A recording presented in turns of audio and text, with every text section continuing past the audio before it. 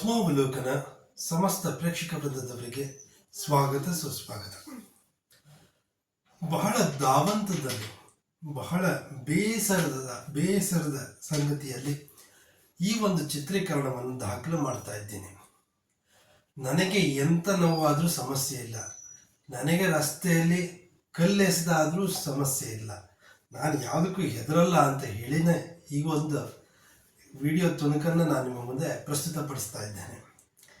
ಸಾಕಷ್ಟು ಬೆದರಿಕೆ ಕರೆಗಳು ಬಂತು, ಆದರೂ ನಾನು ಸಹಿಸಿಕೊಂಡು ಜಯಿಸ್ಕೊಳ್ಳೋ ಒಂದು ಸಂಕಲ್ಪವನ್ನು ನಾನು ಮಾಡಿದ್ದೇನೆ. ಇರಲಿ, ಅದನ್ನ ಆಮೇಲೆ ಪಕ್ಕಕ್ಕಿಟ್ಟು ಸಮಸ್ಯೆ ಏನು ಅನ್ನೋದನ್ನ ನಿಮ್ಮ ಮುಂದೆ ಹೇಳ್ತಾ ಹೋಗ್ತೇನೆ. ಸನ್ಮಾನ್ಯ ಚಕ್ರವರ್ತಿ ಸೂಲಿಬೆಲೆಯವರು ಮಂಗಳೂರಿನಲ್ಲಿ ಕೊರಗಜ್ಜನ ದೇವಸ್ಥಾನದ ಆವರಣದಲ್ಲಿ ಮಾಡಿದಂತಹ ಭಾಷಣ ಏನಿದೆ ಅದನ್ನು ಸಾಕಷ್ಟು ಜರ್ಜರಿತವಾಗಿ ಅದನ್ನೇ ದೊಡ್ಡ ಇಶ್ಯೂ ಆಗಿ ಮಾಡ್ತಾ ಇದ್ದಾರೆ. ಅವರು ಅಂದಿದ್ರಲ್ಲಿ ಏನು ತಪ್ಪಿದೆ, ಅವರು ಆಡಿದ್ರಲ್ಲಿ ಏನು ತಪ್ಪಿದೆ ಅದನ್ನು ವಿಮರ್ಶಿಸುವ ಪತ್ರಕರ್ತರಾದಂತಹ ಮಾಧ್ಯಮದವರು ಕೂಡ ಅದನ್ನು ಒಂದು ರೀತಿ ಈ ಕಾಂಗ್ರೆಸ್ ಏನು ಹೇಳುತ್ತೆ ಅವರನ್ನೇ ಅದಕ್ಕೆ ಕುಮ್ಮಕ್ಕು ಕೊಡ್ತಾ, ಹೌದು ಚಕ್ರವರ್ತಿ ಸೂಲಿಬೆಲೆಯವರು ಏನೋ ದೊಡ್ಡ ವಿವಾದಾತ್ಮಕವಾಗಿ ಮಾತನಾಡ್ಬಿಟ್ಟಿದ್ದಾರೆ ಅದನ್ನೇ ವ್ಯಕ್ತಪಡಿಸ್ತಾ ಬರ್ತಾ ಇದ್ದಾರೆ.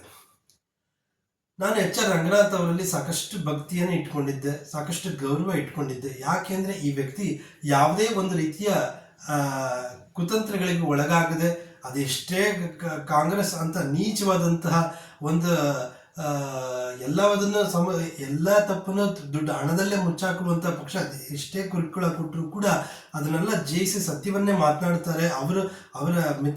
ಅವರ ಶಿಷ್ಯರಾದಂಥ ಅರುಣ್ ಬಡಿಗರ್ ಅಂತ ನಾನು ಸಾಕಷ್ಟು ನಂಬಿದ್ದೆ. ಈಗ ಇವತ್ತಿನ ಕಾಲಘಟ್ಟವನ್ನು ನೋಡಿದ್ರೆ ಎಲ್ಲೋ ಅವರು ಕೂಡ ಕಾಂಗ್ರೆಸ್ನ ಹೇಳಿದಂತೆ ಕೇಳುವಂತಹ ಒಂದು ದುಸ್ಥಿತಿ ಬಂದಿದೆ ಅಂತ ಕಾಣುತ್ತೆ. ನಾವು ಅವರ ಆಡಿದ ಮಾತನ್ನ ತಗೊಂಡು ವಿಮರ್ಶೆ ಮಾಡೋದಾದ್ರೆ, ಎಲ್ಲದಕ್ಕಿಂತ ಹಿಂದೂ ಧರ್ಮ ದೊಡ್ಡದು. ಮುಸಲ್ಮಾನ್ ಧರ್ಮ ಇರ್ಬೋದು ಅಥವಾ ಕ್ರಿಶ್ಚಿಯನ್ ಧರ್ಮದ ಇರ್ಬೋದು, ಅವೆಲ್ಲ ಇತ್ತೀಚೆಗೆ ಹುಟ್ಟಿದಂಥದ್ದು. ಆದರೆ ಹಿಂದೂ ಧರ್ಮ ಅನ್ನೋದು 4 ಯುಗಗಳ ಹಿಂದೆ, ಇವಾಗ ಏನು ನಾವು ಕಲಿಯುಗ ನೋಡ್ತಾ ಇದ್ದೇವೆ, ಅದ್ರ ಹಿಂದೆ 3 ಯುಗಗಳು ಏನು ಕಳೆದು ಈ ಯುಗ ಬಂದಿದೆ. ಆ 4 ಯುಗಗಳಲ್ಲೂ ಬಂದಂಥ ಧರ್ಮ ಅಂತಂದ್ರೆ ಅದು ಕೇವಲ ಹಿಂದೂ ಧರ್ಮ ಮಾತ್ರ. ಒಂದು ಪುಟ್ಟ ಮಗು, ಅದು ಹೆಣ್ಣಾಗ್ಲಿ ಗಂಡಾಗ್ಲಿ, ಹುಟ್ಟಿದಿಂದ ಹಿಡಿದು ಕಡೆಯವಾಗ ಸಾವಿನ ಗಳಿಗೆಯಲ್ಲೂ ಕೂಡ ತುಂಬ ಒಂದು ರೀತಿಯ ಅಚ್ಚುಕಟ್ಟಾಗಿ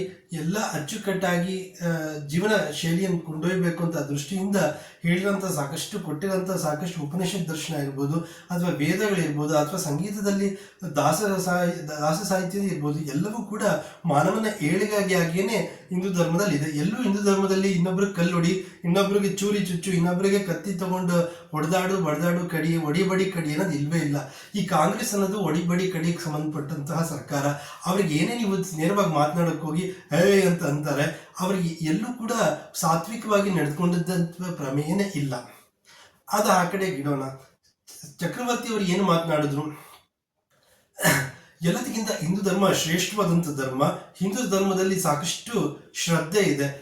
ಅಷ್ಟು ಶ್ರದ್ಧೆ ಇರುವಂತ ನಾವು ಒಂದು ತಿಂಗಳಿಗೆ 2,000 ಕೊಡ್ತೀವಿ ಅನ್ನೋದು ಬಾಗದು ಎಂತ ನೀಚ ಕೆಲಸ ಅಲ್ವಾ? ನಿಮಗೆ ಸೀರೆ ಕೊಡ್ತೀವಿ, ಆ ಬಾಗದು. ಒಂದು ರೀತಿಯ ನಿಮ್ಗೆ ಎಂಡ ಕೊಡ್ತೀವಿ, ಬಾಗದು. ಪ್ರತಿ ವರ್ಷ ಪ್ರತಿ ಚುನಾವಣೆಯಲ್ಲೇ ಈಗ ಬಗ್ಗಿನೇ ನಮ್ಮ ದೇಶ ಅಭಿವೃದ್ಧಿ ಪಥದ ಕಡೆ ನಡೆಯುವ ಬದಲು ಒಂದು ರೀತಿಯ ಬೀಳ್ತಾ ಇದೆ ಅಂತ ನಾವು ಹೇಳ್ಬೋದು.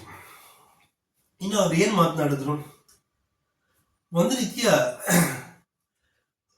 ಹಿಂದೂ ಧರ್ಮ ಒಂದು ರೀತಿಯ ಕಾಡಿನ ಮಧ್ಯಭಾಗದಲ್ಲಿದ್ರೆ, ಒಂದು ರೀತಿಯ ಮುಸಲ್ಮಾನ್ ಧರ್ಮದ ಅಲ್ಲಿ ನೋಡ್ತೀನಿ. ಉದಾಹರಣೆ ತಗೊಳ್ಳಿ, ಒಬ್ಬ ಮುಸಲ್ಮಾನ ಅವನ ಹೆಸರನ್ನ ಬದಲಾಯಿಸಿಕೊಂಡು ಇವತ್ತು ಲವ್ ಜಿಹಾದ್ಗೆ ಸಾಕಷ್ಟು ಹೆಣ್ಮಕ್ಳಿಗೆ ಮೋಡಿ ಮಾಡೋದ್ರಲ್ಲಿ ನಿಪುಣರಾಗಿ ಅವರನ್ನ ಎತ್ತಾಕೊಂಡು ಹೋಗುವಂಥದ್ದನ್ನ ಕಲ್ತಿದ್ದಾರೆ ಅಲ್ವಾ? ಅವ್ರು ಏನೇ ಮಾಡಿದ್ರು ಸರಿ, ಸಮಾಜದ ಈ ಒಂದು ಕಾಂಗ್ರೆಸ್ ದೃಷ್ಟಿಯಿಂದ ಅವ್ರು ಏನೇ ಮಾಡಿದ್ರು ಸರಿ, ಅಥವಾ ಮತಾಂತರ, ನಮ್ಮ ಹಿಂದೂ ಧರ್ಮದಿಂದ ಅನ್ಯ ಧರ್ಮಕ್ಕೆ ಮತಾಂತರ ಆಗಿರೋರು ತಾವೇ ಸ್ವಪ್ರಯತ್ನದಿಂದ ನಮ್ಮ ಹಿಂದೂ ಧರ್ಮಕ್ಕೆ ಬಂದ್ರೆ ನಾವು ಸ್ವಾಗತಿಸ್ಕೋತೀವಿ. ಅದರಲ್ಲೇನು ತಪ್ಪಿದೆ ಅಲ್ವಾ?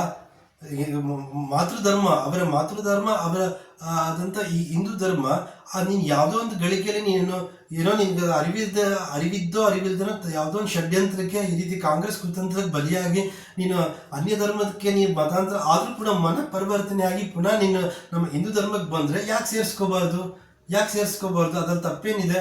ಇದನ್ನ ಅವರು ಹೇಳಿದ್ದಾರೆ ವಿನಃ ಅವರು ಬೇರೆ ಧರ್ಮದ ವಿಚಾರದಲ್ಲಿ ಕಿಡಿ ಅಂತ ಮಾತಾಡೇ ಇಲ್ಲ. ಈ ಒಂದು ರೀತಿಯ ದುಸ್ಸಾಹಸದ ಕಾಂಗ್ರೆಸ್ಗಳು ತಮ್ಮ ಸರ್ಕಾರಾವಧಿಯಲ್ಲಿ ಅಥವಾ ತಮ್ಮ ಜೀವಿತಾವಧಿಯಲ್ಲಿ ಸಾಕಷ್ಟು ಮೋಸಗಳು ಮಾಡಿ, ದಗಲ್ಬಾಜಿತನ ಮಾಡಿ, ಕೊಲೆ ಸುಲಿಗೆಗಳು ಮಾಡಿ, ಅದನ್ನ ಪಾರಾಗದೆ ಹೇಗೆ ಕೋರ್ಟ್ ಕಟ್ಟೆಕಟ್ಟಲ್ಲಿ ನಾಳೆ ದಿನ ಉತ್ತರ ಕೊಡೋದು ಹೇಗೆ ಅನ್ನೋದು ಹುಡುಕ್ತಾ ಸುಲಿಬೆಲೆ ಅವರನ್ನ ಅವರಂತಿದ್ದ ಹಿಂಗ ಈಗ ಬಂದ್ರು ಹಂಗಂದ್ರು ಅಂತ ಹೇಳಿ ಅವ್ರ ತಲೆ ಮೇಲೆ ಕಟ್ಟೋದು ಎಷ್ಟು ರೀತಿ ಸರಿ? ನಿಮಗೆ ಆತ್ಮಸಾಕ್ಷಿ ಅನ್ನೋದಿದ್ರೆ ನಿಮ್ಮ ಹೃದಯಕ್ಕೆ ಪ್ರಮಾಣ ಮಾಡಿ ಹೇಳಿ. ಸಾಕಷ್ಟು ಜನ ಹಿಂದೆ RSS ಮುಖಂಡರನ್ನು ಕೊಲೆ ಆಗಿರೋದು ಹೆಂಗೆ? ಇದೆಲ್ಲ ಕಾಂಗ್ರೆಸ್ ಷಡ್ಯಂತ್ರನೇ. ಒಬ್ಬೊಬ್ಬ ಕಾಂಗ್ರೆಸ್ ಮಂತ್ರಿಗಳ ಮೊಬೈಲ್ ಕಾಲ್ ಡೇಟಾ ಚೆಕ್ ಮಾಡಿದ್ರೆ ಇದೆಲ್ಲದಕ್ಕೂ ಉತ್ತರ ಸಿಗುತ್ತೆ. ಅಷ್ಟೇ ಏಕೆ, ಸ್ವತಂತ್ರವಾಗಿ ನಾವೇ ಕಣ್ಣಾರೆ ನೋಡಿದಂತಹ ಒಂದು ದೃಶ್ಯ ಹೇಳ್ಬೋದು ಅಂತಂದ್ರೆ, ಮೈಸೂರಿನಲ್ಲಿ ಯಾವುದೋ ಒಂದು ಕಾರ್ಯಕ್ರಮದಲ್ಲಿ ಮಾಸ್ಟರ್ ಈಡಣ್ಣಿ ಅವರು ಭಾಗವಹಿಸಿರ್ತಾರೆ. ಅವರು ಆಸಿಯಾ ಪರಿಧಿಯಲ್ಲಿ ಒಂದು ಸರ್ಕಾರದ ಮೇಲೆ, ಅಂತಿನ ಕಾಂಗ್ರೆಸ್ ಸರ್ಕಾರದ ಮೇಲೆ ಕಿಡಿ ಆಡಿದಾಗ ಎಲ್ಲರೂ ಅವ್ರನ್ನ ಕೊಲೆ ಮಾಡಕ್ ಹೋಗಿದ್ರಲ್ಲ. ಇಲ್ಲಿ ಸಿದ್ದರಾಮಯ್ಯ ಚೇಲಗಳು ಯಾರ್ಯಾರಿದ್ದಾರೆ? ಸಿದ್ದರಾಮಯ್ಯನ ಪಕ್ಕ ಯಾವೊಬ್ಬ ಮಂತ್ರಿಗಳಾಗ್ಲಿ ಯಾವ ಚೇಲಗಳು ಒಳ್ಳೆ ವ್ಯಕ್ತಿನೇ ಇಲ್ಲ, ಎಲ್ಲ ಒಡಿಬಡಿ ಕಡಿನೆ.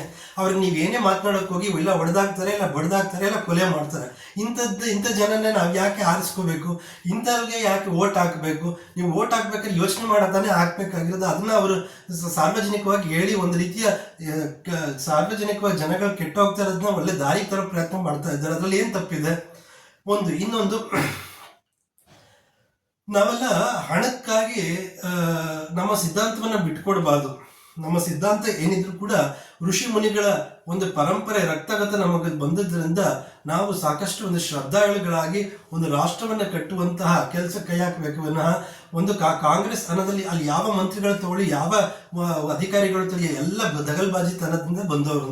ಅದಕ್ಕೆ ನಾವು ಸಿದ್ದರಾಮಯ್ಯನ ಸೀದೋದ ರಾಮಯ್ಯ ಅಂತ ಕರಿತೀವಿ, ಮತ್ತೆ ಸಿದ್ದರಾಮುಲ್ಲಾ ಖಾನ್ ಅಂತ ಕರಿತೀವಿ.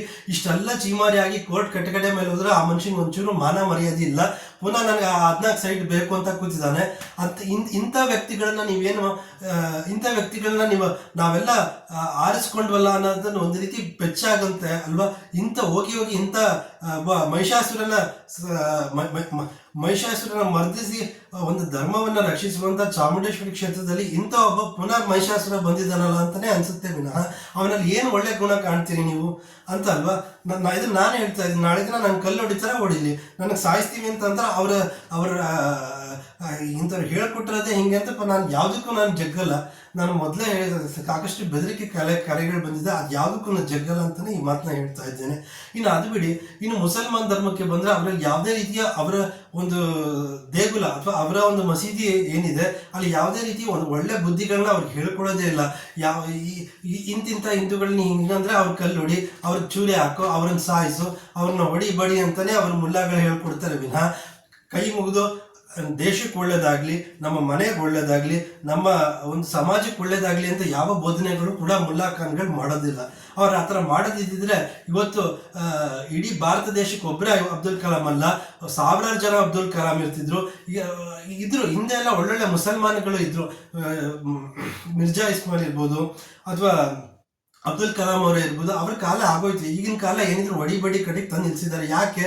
ನಾವು ಈ ಒಡಿಬಡಿ ಕಡಿ ಜನಾಂಗಕ್ಕೆ ಸಾಕಷ್ಟು ಅನುದಾನ ಕೊಡುವಂತ ಕಾಂಗ್ರೆಸ್ ಸರ್ಕಾರ ಈ ಹಸ್ತ ಸರ್ಕಾರ ಎಲ್ಲಿವರೆಗೂ ಇಟ್ಕೊಂಡಿರ್ತೀವಿ ಅಲ್ಲಿವರೆಗೂ ಇದೆಲ್ಲ ಇದ್ದಿದ್ದೆ. ಆದ್ರಿಂದ ನಾನೊಂದು ಕಳಕಳಿಯ ಮನವಿ ಏನಂತಂದ್ರೆ, ಸಾಕಷ್ಟು ಇದನ್ನ ಕಡೆಗಣಿಸಿ ಒಂದು ಒಳ್ಳೆ ಶ್ರದ್ಧೆ ಇರುವಂತಕ್ಕಂತಹ ಸರ್ಕಾರ ಅಂತಂದ್ರೆ ಎಲ್ಲದಕ್ಕೂ ನಾವು ಸುಭದ್ರವಾಗಿ ಆಡಳಿತ ಇರ್ಬೋದು, ಪ್ರತಿಯೊಂದಕ್ಕೂ ಕೂಡ ಸರಾಗವಾಗುತ್ತೆ, ಪ್ರತಿಯೊಂದು ಕೂಡ ರಸ್ತೆಗೂ ಕೂಡ ಸುಭದ್ರವಾಗುತ್ತೆ. ಎಲ್ಲ ಒಡಿಬಡಿ ಕಡೆಗಳೆಲ್ಲ ದೂರ ಇಟ್ಟು ಒಂದು ಶಾಂತಿಯ ಬೀಡನ್ನು ನಾವಿಲ್ಲಿ ಕಟ್ಟಬಹುದು ಅನ್ನೋದನ್ನ ಚಕ್ರವರ್ತಿ ಸುಲಿಬೇರೆ ಹೇಳಿದ್ರೆ, ನಿಮ್ಗೆ ಯಾಕೆ ಗುರಿ ಇಷ್ಟೊಂದು ಯಾಕೆ ಪಿತ್ತ ನೆತ್ತಿಗೆ ಇರೋದಂತಾನೆ ಅವ್ರು ಹೇಳಿದ್ದಾರೆ. ಈಗ ನಾವೇ ಸಮಾಲೋಚನೆ ಮಾಡೋದಾದ್ರೆ, ಈಗ ಹಿಂದಿನ ಕಾಲದಲ್ಲಿ ಅಂತಂದ್ರೆ ಬ್ರಿಟಿಷರ ಕಾಲದಲ್ಲಿ ಸಾಕಷ್ಟು ಹೆಣ್ಣುಮಕ್ಳುಗಳನ್ನ, ಹಿಂದೂ ಹೆಣ್ಮಕ್ಳುಗಳನ್ನ ಸಾಕಷ್ಟು ರೀತಿ ಹೊತ್ಕೊಂಡೋಗಿ ಎಲ್ಲ ಹಾಳು ಮಾಡಿ ಇಟ್ಟಿದ್ರು. ಹಾಗಾಗಿ ಚಿಕ್ಕ ವಯಸ್ಸಲ್ಲೇ ಅವಾಗಿನ ಮದುವೆ ಮಾಡಿ ಒಂದು ಜವಾಬ್ದಾರಿನ ಕೊಟ್ಟರೆ ವಿನಃ ಅದೊಂದು ಅನಿಷ್ಟ ಪದ್ಧತಿ, ನಿಮ್ಮ ಹಿಂದೂ ಧರ್ಮದಲ್ಲಿ ಹಂಗಿದೆ ಹೆಂಗಿದೆ ಅನ್ನೋದಕ್ಕೆ ತರದ್ ಬೇಡ. ಇದನ್ನ ನೀವು ಈ ರೀತಿ ಯಾಕೆ ಯೋಚನೆ ಮಾಡ್ಬೋದು? ಮುಸಲ್ಮಾನ್ಗಳು ಏನೇ ಮಾಡಿದ್ರು ಸರಿ, ಹಾಗೆ ನಾವು ನಮ್ಮ ಹಿಂದೂ ಧರ್ಮದ ಹುಡುಗರು ಅನ್ಯ ಧರ್ಮದ ಹುಡುಗಿಯರನ್ನು ಪ್ರೀತಿಸ್ಲಿ, ಮದುವೆ ಆಗ್ಲಿ, ಅವಾಗ ಅವ್ರು ಏನ್ ಮಾಡ್ತಾರೆ ನೋಡೋಣ. ನಾವು ಮಾತ್ರ ಸಹಿಸ್ಕೋಬೇಕು, ಅವ್ರು ಮಾತ್ರ ಕತ್ತಿ ಹಿಡ್ಕೊಂಡ್ಬಂದು ಓಡಾಡ್ಬೋದು, ಕಲ್ ತಗೊಂಡು ಹೊಡಿಬೋದು ಅಲ್ವಾ? ನೋಡೋಣ ಈ ಸರ್ಕಾರ ಏನ್ ಮಾಡುತ್ತೆ. ಅದಕ್ಕೆ ಹೇಳೋದು, ಇದು ಆದಷ್ಟು ಈ ಸರ್ಕಾರನ ತೊಲಗಿಸೋಣ.